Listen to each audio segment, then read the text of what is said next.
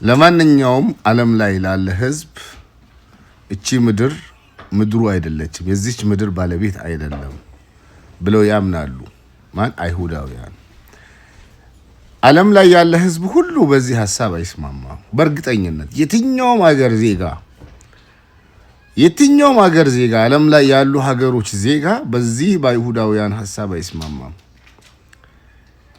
የኛ ኢትዮጵያውያን በተለይ በሰሜኑ ክፍል ያሉ ኢትዮጵያውያን ግን በዚህ ሐሳብ ይስማማሉ እውነት ለመናገር ሐሳቡን ስሙት በእርግጠኝነት ይስማማሉ ለማንም ሰው ሀገር የለውም ለኢትዮጵያዊም ሀገር የለውም ለአሜሪካዊም ሀገር የለውም ለአውሮፓዊም ሀገር የለውም ለእስያዊም ሀገር በአጠቃላይ ለ7 ሚሊዮን ህዝብ ሙሉ ሀገር የሚባል ነገር የላቸው ማለት ነው በዚህ ምድር ብቸኛ ዜግነት ያለው ወይም የተሰጠው የእስራኤል ህዝብ ብቻ ነው ከእስራኤል ህዝብ ውጪ በዚህ ምድር አንድም ሰው ዜግነት የለውም ስለዚህ እኛ ሄደን ከተቀመጥንበት ቦታ ወይም ከተወለድንበት ቦታ ይህ የኔ ቦታ ነው በማለት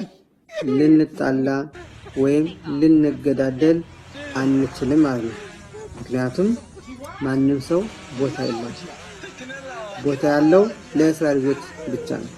ይህን ስናውቅ ነገሮች